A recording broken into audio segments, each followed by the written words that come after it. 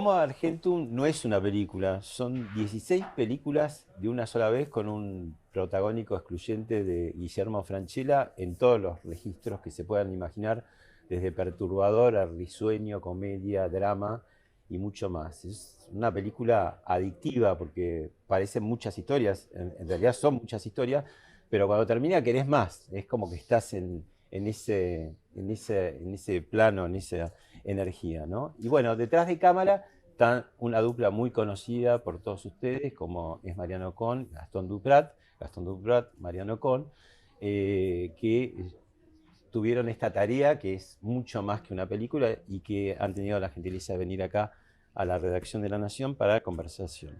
¿Cómo están? Hola, ¿Cómo andan? ¿cómo ¿Qué va? tal? ¿Qué es Homo Argentum? Es una sucesión de mini películas dentro de una gran película, o cortos, o pequeños cuentos, podemos decir, ¿no? Está inspirada, bueno, en ese cine italiano, Los los monstruos. monstruos, los nuevos monstruos, ¿no? Esas películas Piera episódicas. Tognazzi, Gassman, Gassman, Dino Tognazzi. Risi, Dino eh, Risi, el director de ambas. Cousanca, ¿no? Sí. sí, sí, claro, claro. Y que eran pequeñas historias. ¿Y cuál es la ventaja, la desventaja de una película que se reparte entre tantos cuentos, entre tantas...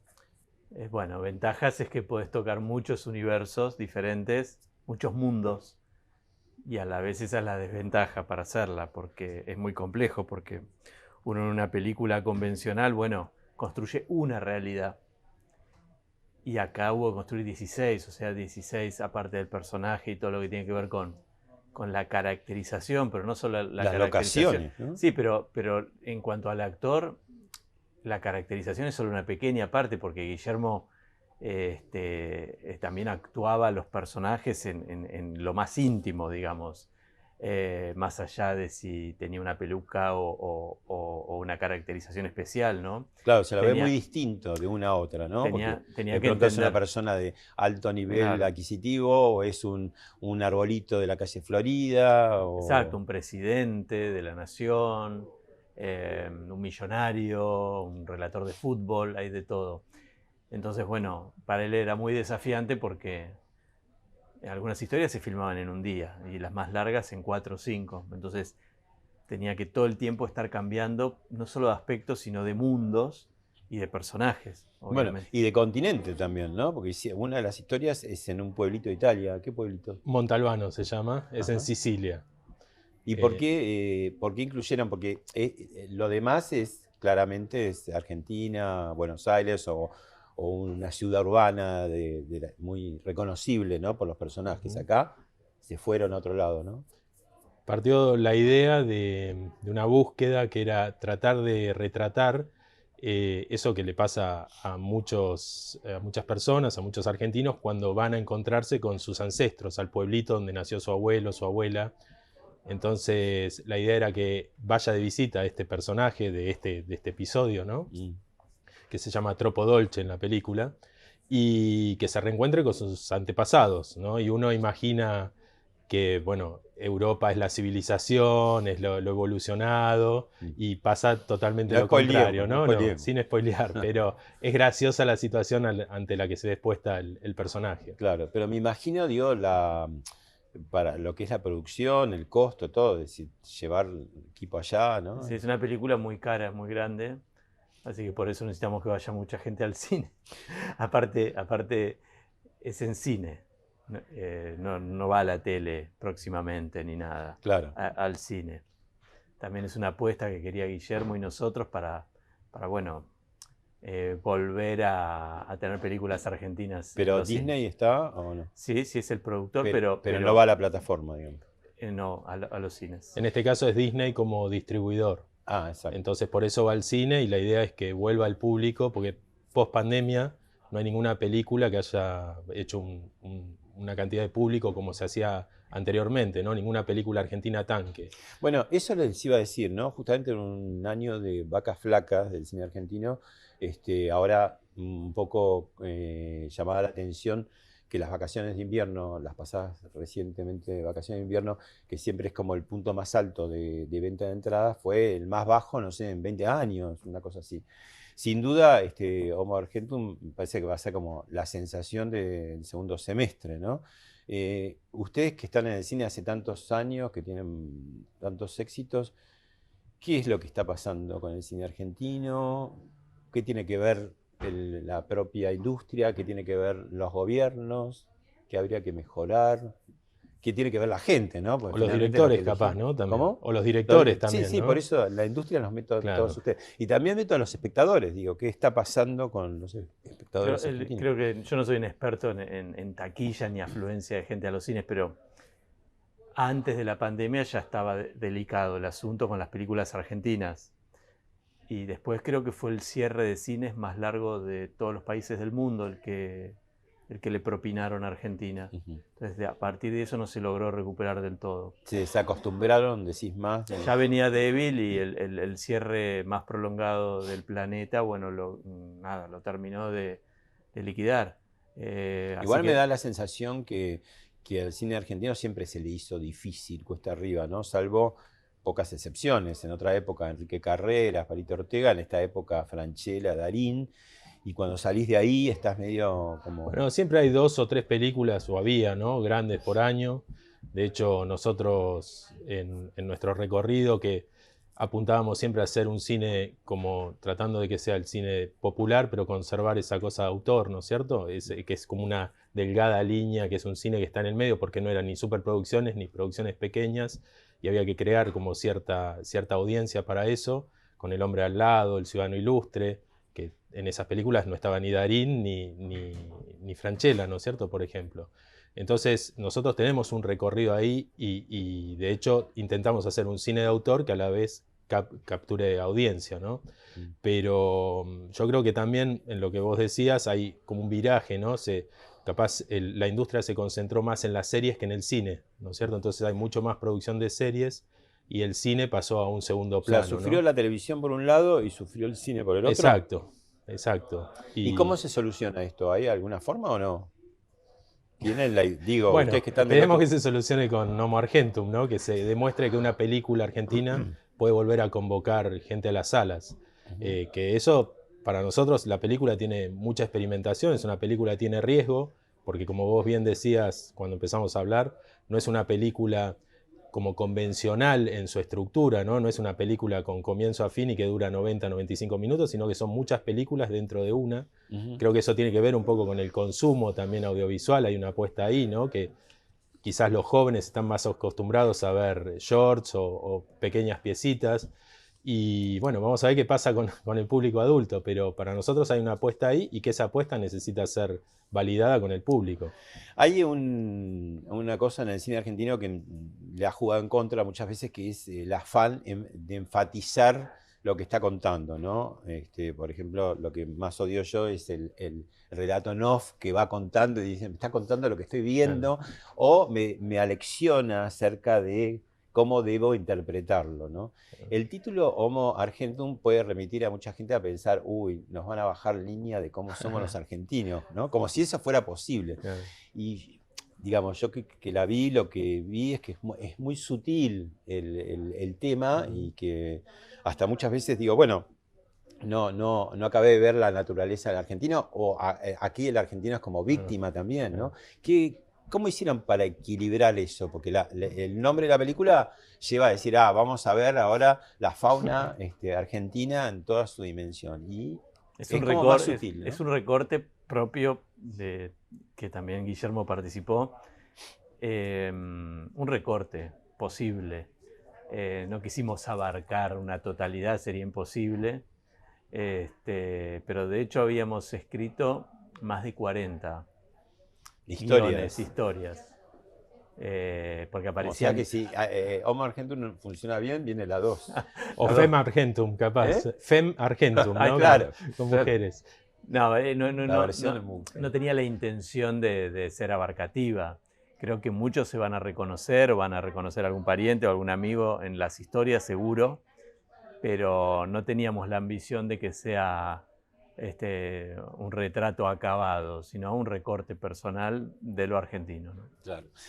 Ustedes fueron precursores también en el tema de la televisión, ¿no? Porque cuando hicieron televisión abierta no existían las redes sociales. ¿Quién fue de televisión abierta? 98. 98. No existía ninguna, Pre-YouTube. nada, ni Facebook, ni Twitter. 7 años después YouTube. Claro. Y bueno, y Instagram y TikTok ni les cuento. Y sin embargo, televisión abierta tiene mucho yo diría más de TikTok, porque tiene como esa cosa no tan placentera de Instagram, ¿no? Tampoco la pelea en el barro de Twitter. ¿Cómo se les ocurrió eso en ese momento y qué semilla dejó, digamos, en la tele? Creo que, bueno, nosotros empezamos, tanto Gastón como yo, a hacer videoarte, video experimental, que era la experimentación con las primeras camaritas hogareñas que se empezaban a usar, ¿no? El VHS, el Super VHS, el Mini DV. Entonces, a partir de ahí empezó como cierta búsqueda o cierta creación a partir de la imagen, que en algunos casos era abstracta y en otros casos era totalmente experimental, como lo fue televisión abierta, que era darle la cámara a la gente y la gente se grabe, y después al día siguiente salías en la tele en igualdad de condiciones, con la única necesidad de que lo tenías que decir vos haciéndote cargo del micrófono, en primera persona, lo que quieras comunicar, ¿no? Pero después salía tu teléfono, todo, y salías al lado de Charly García, que salía opinando, otro que buscaba novia, otro que mandaba un saludo a su mujer. Era la irrupción de las cámaras en las casas, ¿no? Ahora, la estructura es lo que iba a hacer después, ¿no? Es como que ustedes miraron así o se les ocurrió algo que... Sí, demasiado adelantado fueron. Totalmente desfasado, porque fue un escándalo. Estas cosas que hacíamos duraban 3 meses y no se podían sostener al aire casi, ¿viste? Porque era inviable. Después pasaron los años y dirigieron Ciudad Abierta. Fundamos el canal de la ciudad, que fue el primer canal público de la era moderna, digamos. Era un canal también muy experimental, muy, por ahí está mal que lo diga yo, pero era muy avanzada, era muy vanguardista, y luego la política lo dilapidó haciendo una cosa muy convencional y rústica, que es lo que está al aire hoy. Pero sí lo fundamos y, bueno, no hay registro de eso, pero era un canal muy del futuro en su momento. No quedaron registros, borraron, no vamos a decir Sumatic ya, ¿no? No, pero... era como eran una sucesión de imágenes, algunas en vivo, otras grabadas, de la ciudad, tanto de geografías, lugares, como personas trabajando, viviendo, tomando mate, estudiando, acompañado de la profusa agenda cultural de la ciudad. Claro. Nada, era para tenerlo prendido porque era una belleza absoluta. Podrías tenerlo sin volumen, pero no te quería decir nada de manera concreta. Y era otro uso de la televisión. Y los políticos no lo entendieron. En su momento no, irrumpieron ahí a hacer los programas de literatura, con temas y señores que dicen cosas. Una miscelánea más de las tantas que... Claro, millones, ¿no? Absolutamente irrelevantes. Y que no tenés audiencia tampoco. Cero audiencias, cero relevancia estética y de todo tipo. Sí, se lo fagocitó la misma política que lo había generado, ¿no? Se convirtió como en un pequeño Canal 7. Así. ¿Y qué les parece que, ustedes que vieron la televisión de adentro, que hicieron formatos de distintos programas, ¿qué le pasa a la televisión hoy en día? ¿Se la vampirizó las plataformas? ¿La televisión quedó como un lugar nada más de panelismo y qué sé yo, de actualidad o de partido de fútbol, de finales? ¿Dónde se fue la televisión que vimos de chicos, ¿no? Las ficciones desaparecieron completamente. ¿Qué le pasó? Yo soy muy espectador de la tele, a mí me gusta ver los programas en vivo de noticias, los sigo viendo. Nunca vi lo otro yo como espectador, lo que se perdió, esas ficciones que se hacían en Canal 13. Todos los días, o los programas de humor. Jamás lo vi, por días, eso lo que yo veía sigue estando, que es la política, la cosa en vivo. Para mí es igual. No sé demasiado del tema, pero las series que se hacen para las plataformas serían inviables en la tele por un tema de costos, son carísimas las series y se hacen de una manera mucho más sofisticada que lo que se hacía las tiras para la televisión. Son como películas, El Encargado o la serie Nada que hicimos con Beto Brandonio, Bellas Artes con Oscar Martínez, son una sofisticación, un nivel de detalle que sería inviable para la televisión. Son artefactos muy caros muy artesanales, muy grandes. Hablando de nada, Robert De Niro, que era el otro protagonista con Brandoni, dijo usted que son únicos, son especiales. ¿A qué se refiere y qué sigue con De Niro? ¿Sigue una historia?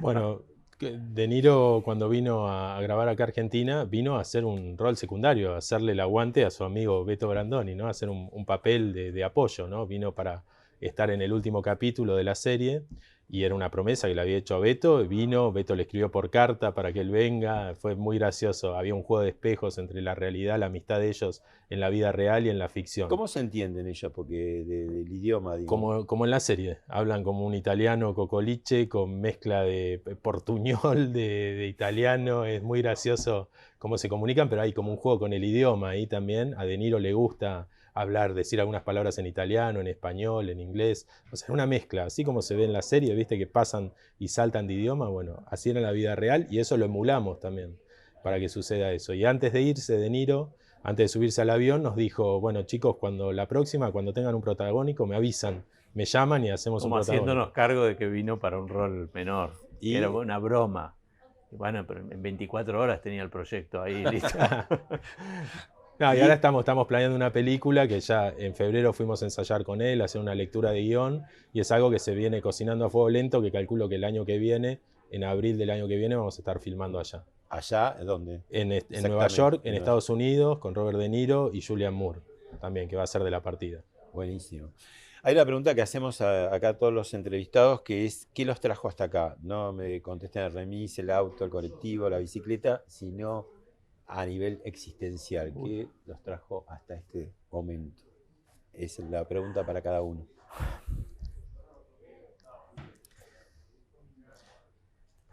Qué difícil. Muy difícil, pero sí, no, muy complejo. Me la tendrías que haber pasado y yo haber pensado. No, pero a ver, tiene que ver un poco con el tema de lo que vienen haciendo hasta este momento. Claro. Tiene, bueno, con lo que estábamos enumerando, ¿no? Con lo que decías vos, hay una búsqueda artística ahí que no subestima al espectador, que es lo mismo que proponemos en esta película. Tener, bueno, muchísimo respeto por el espectador y tratar siempre de compartir un punto de vista que eso dispare otras cosas, no cerrar los temas con candado, no hacer resoluciones, sino que después de ver la película, después de ver cualquier trabajo que hagamos nosotros, el espectador tenga que terminar de completar la obra, ¿no? Pensando, claro, ¿no? Que eso es debatir, discutir, seguir charlando acerca de lo que vio. Eso me parece que es lo que le da larga vida a cualquier proyecto. Es como tener la sensación de que tu punto de vista no está expresado y por lo tanto amerita hacerlo. Porque hacer una película o una serie es un trabajo terrible, de muchísima gente, muy complejo. Entonces uno tiene que estar muy seguro que lo que va a decir no existe en otro lado, o tiene alguna relevancia, o puede interpelar a alguien, o puede mover alguna estantería. Sin eso sería imposible hacerlo, ¿no? Hacerlo porque uno tiene el oficio o la profesión simplemente. O sea, para mí la nafta es pensar, aunque sea equivocadamente, que lo que uno tiene para decir vale en este momento, que no está dicho. Claro, ¿cuán conformes están de esa subida, esa trepada por una cima que siempre nunca se llega, ¿no? De lo que vienen haciendo. Hay varias partes, pero nosotros empezamos como éramos artistas plásticos, porque el video experimental, el cine experimental es parte de las artes plásticas. ¿El director de cine no es artista? El director de cine es el autor de cine es artista, el que dirige sus propios textos. El director en sí, yo lo veo más. No, tal vez no tanto. Es como. Le tengo mucho respeto a un director, pero no está diciendo lo que. Está diciendo palabras de otros. Esa fue una etapa, ¿no? Como una rebeldía de artista. Después, cuando una película nuestra llevó público a las salas de manera impensada, que fue El hombre de al lado, con Daniel Arauz y Rafael Spregelburg, dijimos, bueno, o sea, se pueden unir las dos cosas. No es que, porque en un momento se decía, lo popular es berreta y lo bueno y de calidad es sofisticado y pero para no poco. Nadie. Claro, pero no, porque no va nadie porque no llegamos a esas alturas. Entonces no. Y de golpe vimos que eso se unía una película muy pequeña y que De tuvo acuerdo. mucho público en la escala de la película, ¿no? Dijimos, se puede, o sea, la gente, no, es mentira esto de que son productos comerciales, baratos, rústicos para la gente, si la gente no va, y empezamos a ver eso y a ver otros casos en el mundo, y ese es el desafío, un desafío para mí buenísimo, público y sin haciendo películas o series sin ceder un ápice, sin ninguna condescendencia con el público, digamos. El tema siempre es como ir descubriendo qué nuevos, por decir, pozos petrolíferos de ideas puede la gente gustarle, ¿no? Por ejemplo, recientemente tuvimos el tema, todavía sigue, ¿no? Del Smith Institute Ocean con ISET poniendo solamente una cámara fija, ¿no? O haciendo primeros planos de los bichitos que están a 3.900 metros de profundidad en el cañón de Mar del Plata. Bueno, le ganó de pronto ese YouTube a una entrevista al presidente Milei en Carajo, al ministro Caputo, a qué sé yo. Que la gente, es decir, bueno, es impensado, la gente se queda viendo algo que no es un programa, que no tiene conductor, que no tiene edición clipera, que no tiene música histérica, y lo está viendo más gente que los demás, ¿no? Sí, sí, Porque es, bueno, tiene eso, ¿no? De lo que hacemos y lo que te contaba Gastón también, de un ejercicio de observación, ¿no es cierto? Nosotros no sabemos si lo que estamos observando es algo que va a suceder. Nos pasa con el encargado muchas veces, que lo que filmamos o lo que escribimos después sucede en la vida real, pero no es que está buscado, son lugares donde uno coincide en tiempo y espacio y observa y tiene algo para decir, un punto de vista para compartir. Después vendrán los análisis o las repercusiones, ¿no? Pero esa es la búsqueda de, bueno, nosotros como directores, con Guillermo también, que Guillermo es un gran observador de la realidad también, ¿no? claro, en esta película Guillermo toma, además de ser, bueno, la estrella excluyente, elencos rotativos cada uno de los cortos, es un productor de la película también, ¿no? Él es productor y en realidad porque nosotros como directores tenemos como una visión como abierta. Vos sabés que el director en el cine es como vertical del tipo militar, ¿no? Lo que dice el director, no sé qué. Nosotros siempre, como somos sui generis y no estudiamos, tenemos un método que es totalmente abierto, donde creo que Guillermo se siente muy cómodo, porque puede opinar libremente, tenemos debates, discusiones Incluso en pleno agarradas. rodaje. Sí. ¿Sí? Y Sí. eso no hace que el Manu Militari, digamos, el tema del tiempo, como decía, bueno, No, paremos. a veces tenés que decirle, confía que sí, ya lo hemos debatido un montón y sigo pensando lo que seguía pensando. Así que confía y él confía. A veces nos hace cambiar de opinión también. Porque es claro, es muy difícil a veces una idea que vos tenés y otra cosa es cuando la plasmás, ¿no? Lo mismo que, viste, como cuando vas de vacaciones y decís, qué bárbaro el paisaje, sacas la foto y la ves, después volviste y decís, no, era otra cosa, era Sí, mucho él más. necesita entender, y a mí me parece fenómeno, y así debe ser, cabalmente y en profundidad lo que significan las escenas, los personajes, no solo el texto, sino lo que hay atrás del texto. O sea, no solo lo que dice el personaje, sino lo que no dice el personaje o lo que piensa a pesar de lo que dice y demás, ¿no? Entonces esos debates surgen cuando tal vez no tenga muy claro eso, y a nosotros nos sirve esa posición. Así que claro que es un productor porque participa en todas las etapas, y tratamos de acordar. No es que nosotros vamos a hacer algo que a él lo incomode y tampoco yo voy a hacer algo que a nosotros no nos guste, está claro. Obviamente la última palabra es del director, pero no hacemos uso vertical de ella. Vos hablás del director en singular. ¿Cómo se funciona esta especie de dirección siamesa? ¿No? Es Porque como... siempre uno no entiende a Duprat sin Con ni a Con sin Duprat, ¿no? Pero ¿cómo eso encastra, digamos? Ahora qué sé yo, en esta película nos repartimos algunas tareas. En una película hay miles de tareas que el director no puede ni enterarse de qué suceden. Al ser dos podemos cubrir más áreas.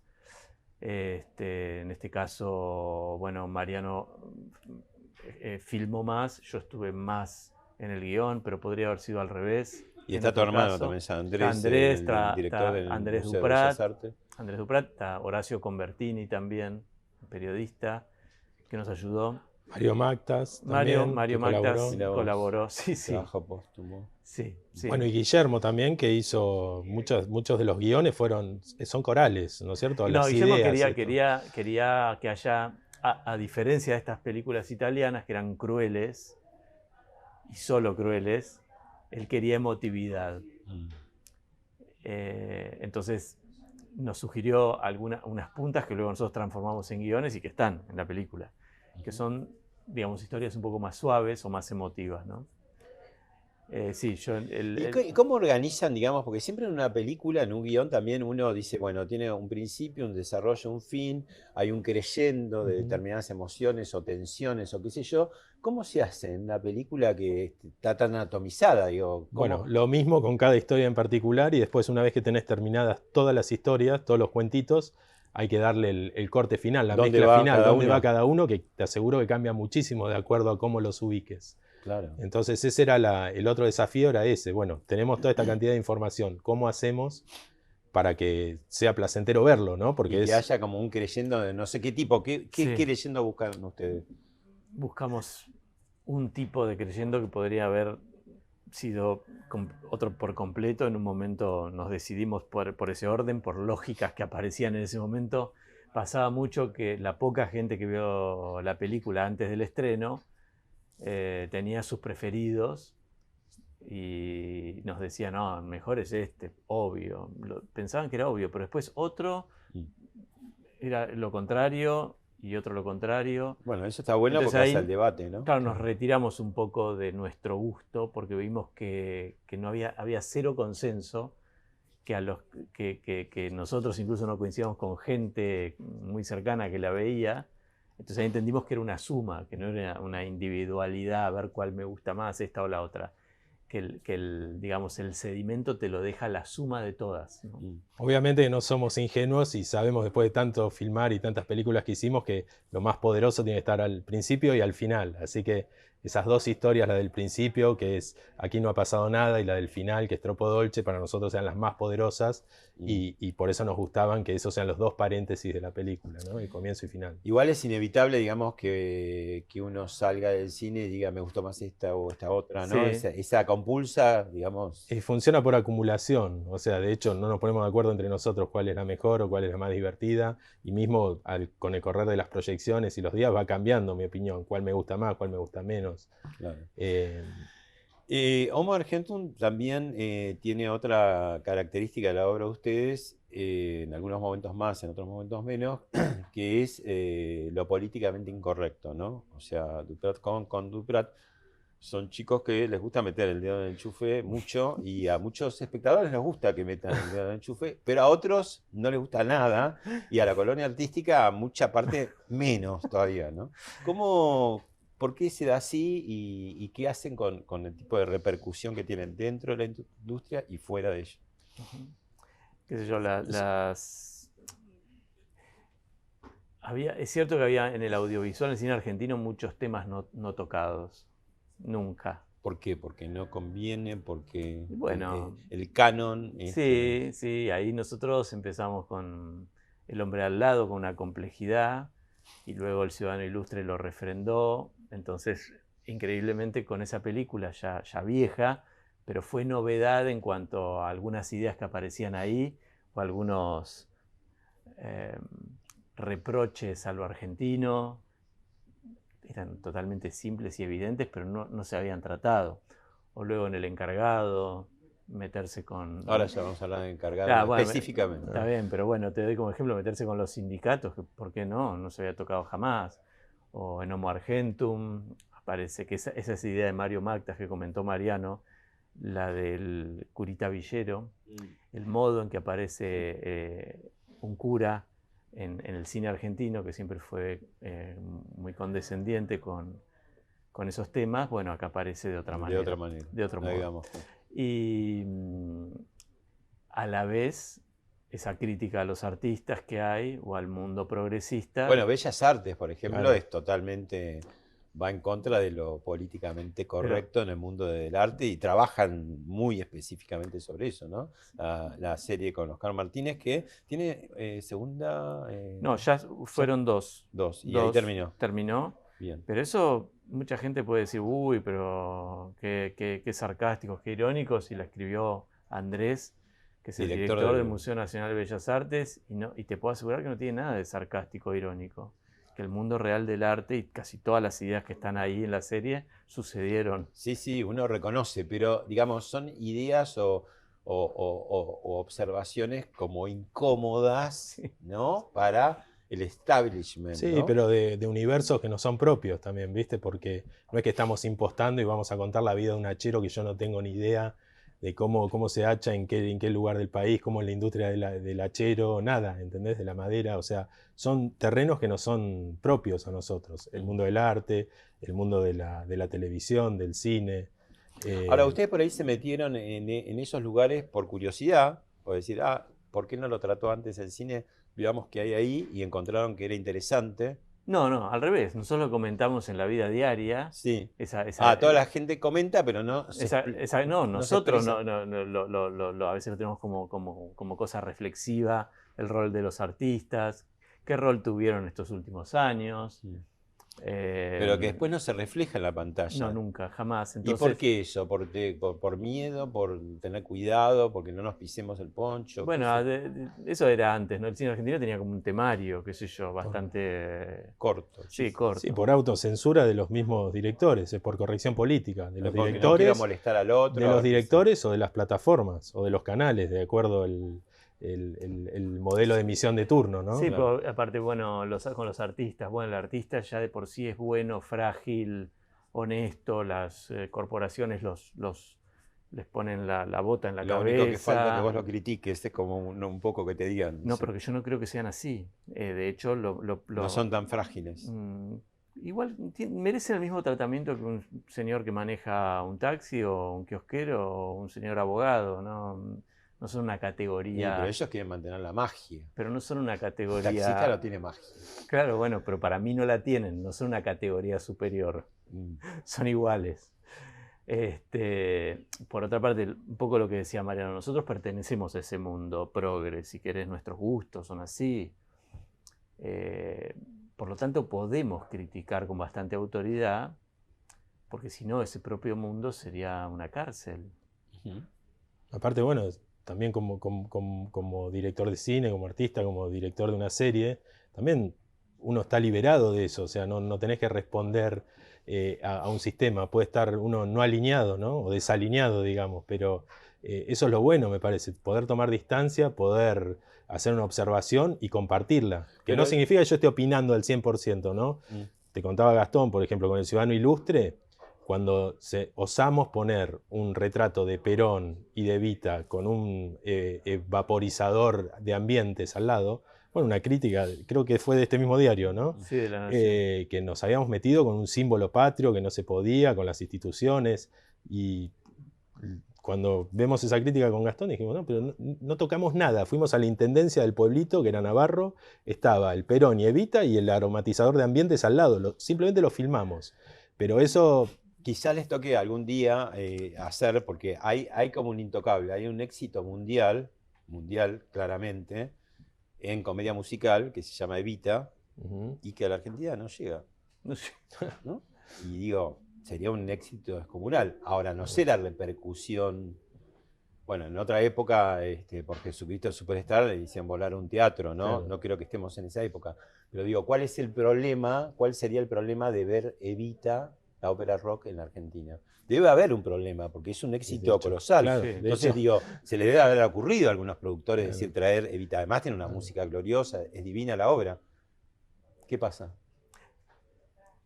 Ahí no sé qué pasa. Yo te puedo decir que nosotros, pero no en las obras nuestras, con Mariano, con nuestro equipo de amigos que trabajan con nosotros,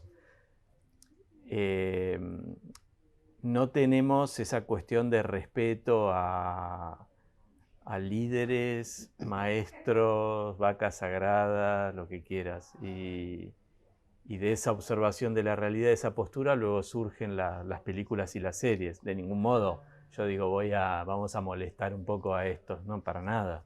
Esa es nuestra mirada de la realidad que luego se traspasa. Yo tengo la sensación a veces que en algún punto hay como cierto deleite que tiene, o yo como espectador estoy esperando, digo, bueno, acá viene, no sé si la parodia o la caricatura, y a veces yo la encuentro, digo, me la devuelven. Quizás yo soy un espectador también muy particular porque trabajo y miro las cosas mucho más a fondo que lo que mira un espectador común y que puede disfrutarlo mucho más, precisamente por no estar tan... hay un poquito de deleite a veces en algunas cosas que marcan. Sí, creo que eso está en Humor Gentum, hay una mini película que está protagonizada por un director de cine. Ahí está, eso que decís. Pero hay también algún diálogo con otras películas que hicimos también, porque por ejemplo la que te contaba Gastón del director de cine, en Omar Argentum, también dialoga con Competencia Oficial, con la directora de cine que hizo Penélope Cruz, ¿no? O la historia... Sí, la competencia que hay entre Banderas y Martínez. Claro, ¿no? entre dos actores, uno más de método y otro una celebridad, y bueno, que están enfrentados, pero hay una directora muy potente que pasa uno por todos los lugares comunes de una directora, ¿no?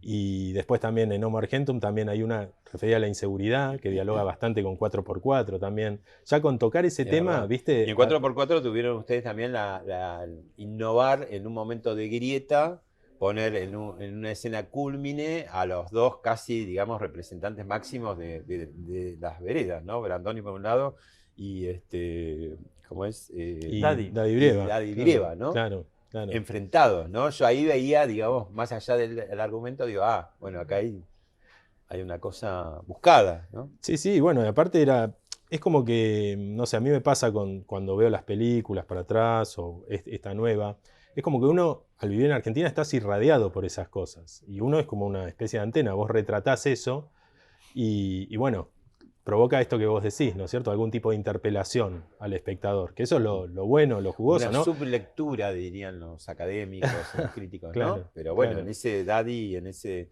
Beto había algo. Había claro, y una rivalidad y también había... Y además estaban con los polos invertidos. Estaba invertido, estaba invertido lo que uno esperaba de cada uno, eso claro, es muy interesante.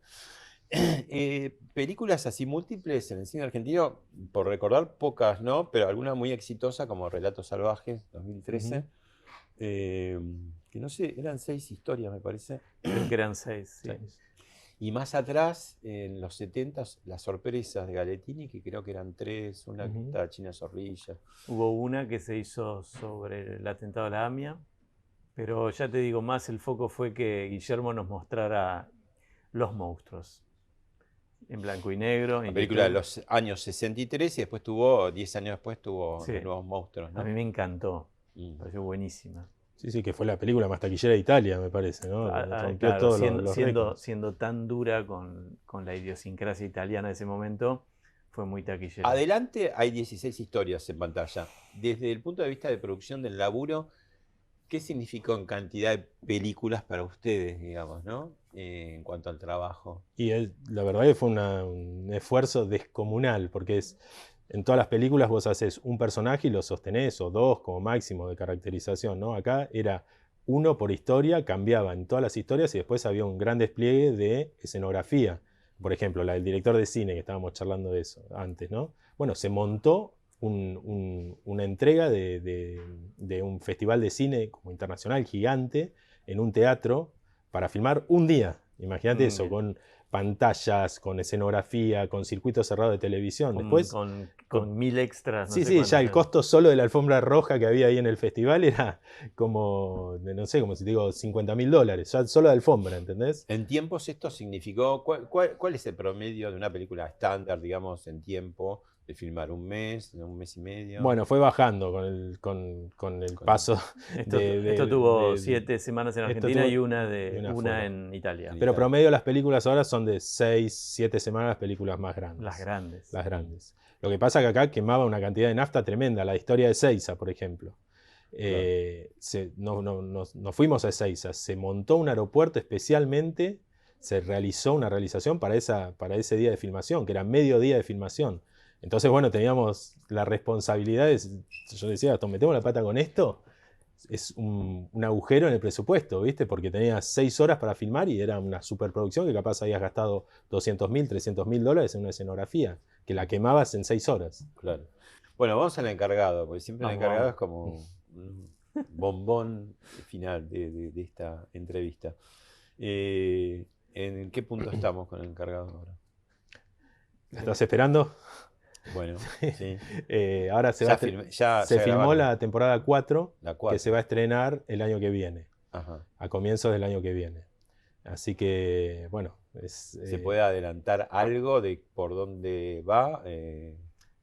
Genéricamente hablando, digo, no puntualmente, Sí, sin espolear. bueno, le agarra como un mambo de querer... ya tiene resuelto lo económico, ¿no es cierto? Porque Sí, ya lo tenía. tienes una muy buena cantidad de ahorro Y ahora va por el poder. y ahora va por el poder y después se Así aburre. quedó, ¿no? En la Sí, sí. última Se aburre que del vimos. poder y va por la trascendencia. Me Claro, la llama mucho la trascendencia. atención, ahí se confirma un poco que el verdadero artista siempre tiene como ojos en el futuro, incluso involuntarios, ¿no? Sí. Claro, bueno, era lo que te decía Porque, antes, ¿no? claro, no solamente Julio Verne, porque Julio Verne parece que acaparó todo, pero yo Ujú. digo, ustedes grabaron ese encargado que él va a la Casa de Gobierno y no habían sido las elecciones todavía de 2023. No se sabía si el quién iba a presidente era ganar. mujer o hombre, no Claro. se sabía. Y no se sabía ni Outsider, ni nada, Nada, ni Milei, ni se sabía. Y nada. ustedes grabaron ahí algo que quedó muy expectante de qué pasará Claro. lo siguiente. Y ahí terminó, ¿no? Bueno, tiene continuidad directa con esa escena, el comienzo de la nueva temporada. Y ustedes se sorprenden cuando ven después en la realidad decir cosas. Pasa como que pasa mucho tiempo entre que uno la escribe y se estrena. Entonces uno se olvida de los vínculos que uno no le Bueno, puso el en último fue el de guión Sarlo. sobre la Con realidad. el de Sarlo con el portero fue el último Sí, vínculo, claro. ¿no? ¿Te acordás que teníamos Beatriz Sarlo, Beba? si le es dejó o verdad. no le Claro, dejó, ¿no? claro. Y verdad. los encargados están ya asimilaron o están enojados como al principio que no querían saber nada de que era una serie de... Yo pienso que los encargados están contentos con la serie, no sé, las cúpulas, bueno, habrá que ver. Los Santa María de la vida. Claro, Claro, bueno, es el sindicato más grande de la ojalá, ciudad, ¿no es ojalá cierto? que sí, que Y ya con muchos medios aparte, ¿no? Claro. muchos. No, que no cubren. Creo que no cuando- lo cubren, ¿No? no sé. Puede ser un buen llamado que empiecen a cubrirlo. Claro. Eh, Un lo mejor que pueden sponsor, hacer, ¿no? sponsor, Claro. ya. Si hay una quinta temporada que no sé cómo se llama, Sutern, creo que es, ¿no? Sí, pasa que eso fue bueno, una cosa tan ridícula que se vino en contra y generó que la gente tenga más ganas de verla todavía. Es Claro. insólito el reclamo, como que...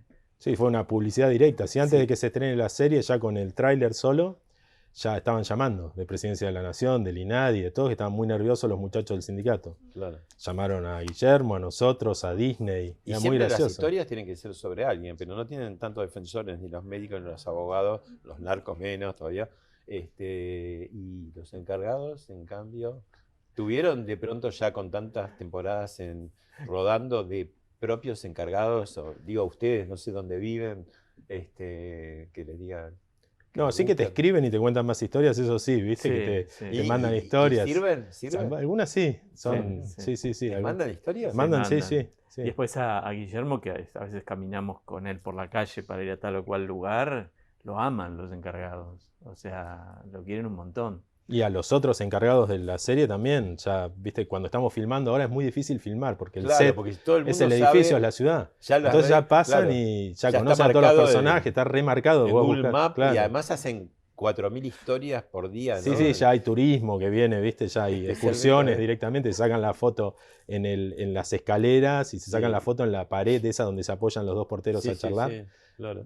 ¿Y qué dicen los vecinos que viven en el edificio? Eso están contentos. Es Son súper re cholulos, divertido. porque digo, ¿cuánto tiempo quedan como intervenidos, no? Y es la verdad que dura un mes, prácticamente un mes y medio la filmación ahí, lo Ah. que se hace en el edificio, y se convive con un equipo de dirección y de producción. Igual y ustedes se ponen en las expensas durante mucho tiempo, entonces se creo van que contentos. financian, no pagan expensas por mucho tiempo con los ingresos, y después se sobrevalorizaron también los departamentos. Hubo una nota, creo, hace poquito también, que decían que habían subido un 30% las unidades ahí para la venta. Bueno, la última, y no tiene que ver con el tema, y la pregunta es a Mariano, ¿cómo sigue la causa después del juicio, después de que fue mucho más claro la justicia. ¿Qué pasa ahora? ¿Qué hay que esperar? Mira, Estamos hablando de la muerte de tu hermano por mala praxis en el hospital de... municipal de San Isidro. Exacto. Bueno, hubo un juicio que tuvo muchísima repercusión. O sea, la idea ahí es que este tipo de incidentes no se vuelva a repetir, ni en ese hospital ni en otros, ¿no?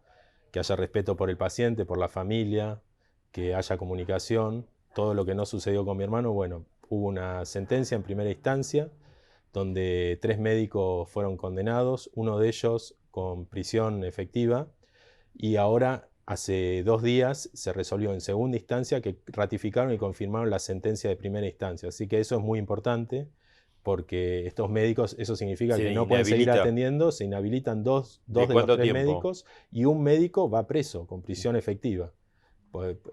Así que, bueno, si algún tipo de esperanza quedaba después de, porque es muy doloroso llevar adelante estos trámites. 10 años. 10 años se cumplieron ahora el 10 años 2029. Y muchos que no se veía nada, ¿no? No se veía nada, se tapó, bueno, es una foto en pequeña escala de lo argentino, ¿no? De lo que pasaba, un municipio que llevaba el intendente Pose 40 años gobernando en lo que era una monarquía. Cuando quiso poner a la hija, por suerte no prosperó eso.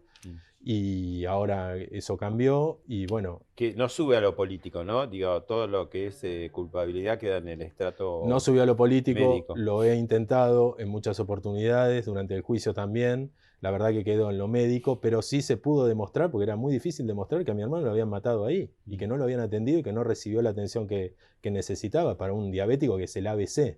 Entonces, bueno, desde un principio se negó todo, se tapó todo, entonces tuvimos que lidiar, porque no era yo solo, eran mis amigos, mi familia, contra una estructura que no quería hacer ningún tipo de cambio ahí dentro del hospital. Y bueno, me empezaron a llegar muchos casos similares, uno tras otro, o sea, era una práctica bastante corriente en ese hospital. Así que está muy bien esto, que pueda servir como ejemplo, como jurisprudencia, como ejemplo para que estas cosas no se repitan. Me atrevería a decirte que es uno de los pocos casos que termina una mala praxis con prisión efectiva. O sea, es de los únicos. Así que espero que esto sirva como antecedente. Bueno, gracias Mariano, gracias Gastón. Mucha suerte con gracias. Homo Argentum y bueno, por próximas películas. ¿Hay algo dando vuelta que puedan decir o no se spoilea? Mirá, lo mencionamos, tenemos ese proyecto con Robert De Niro. Está el ok de él, de la actriz, que es Julianne Moore. Está todo bien, está el guión, y fuimos a hacer una lectura ya con ellos. Estuvo buena, de ahí obtuvimos buenas notas para mejorar el trabajo. Y bueno, son figuras que tienen muchos proyectos muy grandes. Eso es lo que hay que afinar ahora, la fecha exacta de rodaje, ¿no? Y después para las series, bueno, está El Encargado, la 4. Después vamos a empezar a filmar el año que viene Zambrano, que es el spin-off del antagonista de Liceo, ahí ¿no? Del Goite. Vecino. Claro. No, el abogado. El abogado, el Puma Goite. El abogado. Claro. Pues claro. Por Sí, eso en la serie de... Claro. Ahora vamos a tener llamados del colegio de abogados. Del Poder Judicial, sí. Bueno, pero hay un tema muy para tratar ahí, ¿no? En ese Zambrano de pronto hay incidentales de Francella. Sí, hay cruces, hay cruces. Y después tenemos con Beto Brandoni también, que es lo primero que vamos a filmar ahora, es Nada, que se va a llamar Todo, la segunda parte de Nada. Bien. Bueno, mucha suerte. Muchas gracias. Gracias por venir. Gracias.